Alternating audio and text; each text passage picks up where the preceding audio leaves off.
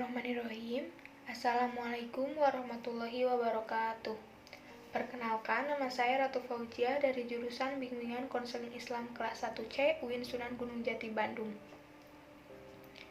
Pada kesempatan kali ini, saya akan menyampaikan sedikit materi mengenai misi kenabian dalam situasi krisis kemanusiaan. Sebagaimana terdapat dalam Quran Surat Ar-Rum ayat 41 yang berbunyi, A'udzu billahi minasyaitonir rajim.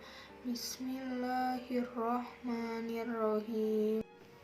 Doharul fasadu fil barri wal bahri bima kasabat aydin nasi liyudikahum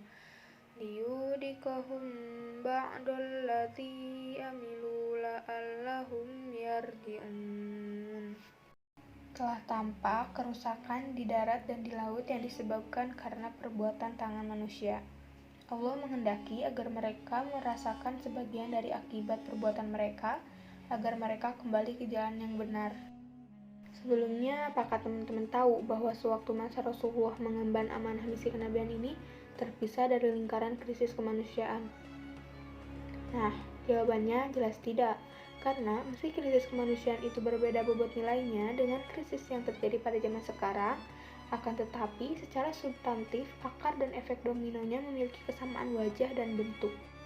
Pertama-tama, Nabi Muhammad SAW diberi amanah misi kenabian. Misi kenabian tersebut bukanlah di negara Romawi atau Persia yang sudah memiliki kemajuan peradaban secara material. Akan tetapi diturunkan di tengah-tengah kondisi masyarakat Arab jahiliyah yang sangat ekstrim dan radikal, dengan ditandai kuatnya berbagai ketimpangan disparitas sosial, perbudakan, kebusukan moral, dan kebobrokan beragama.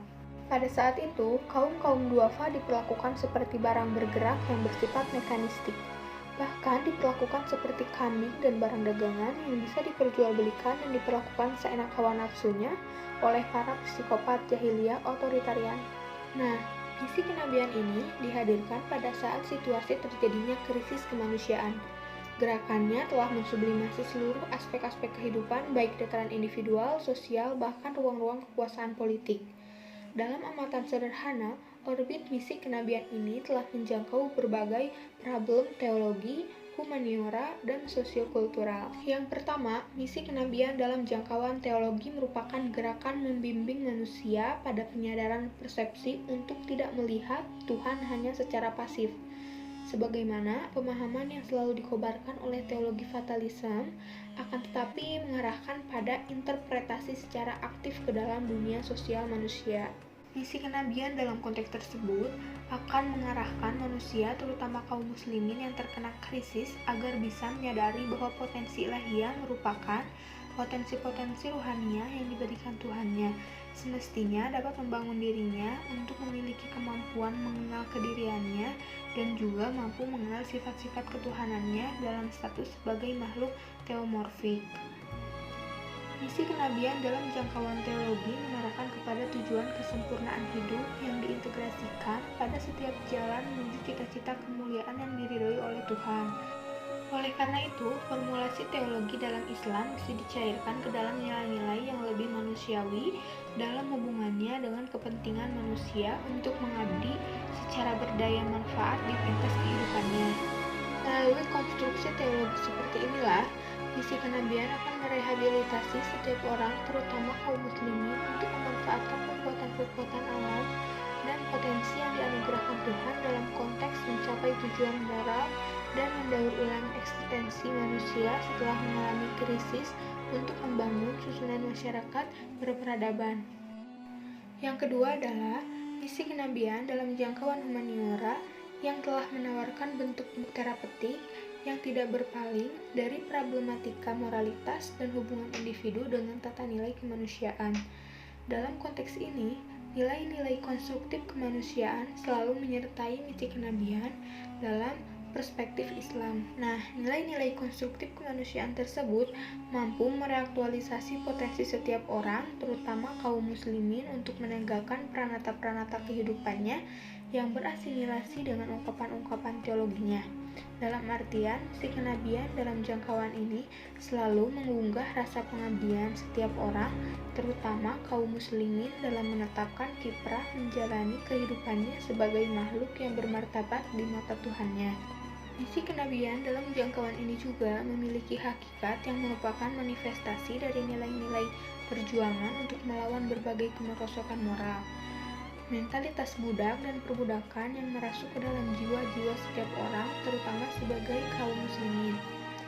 Nah, dalam misi kenabian ini menawarkan tentang beberapa hal, yaitu metodologi hidup yang bermakna dan mampu membimbing kerinduan setiap makhluk kepada hidup yang abadi, serta pembinaan manusia yang mampu membangun dan meningkatkan kepribadian positif dan benar bagi setiap orang, terutama kaum muslimin.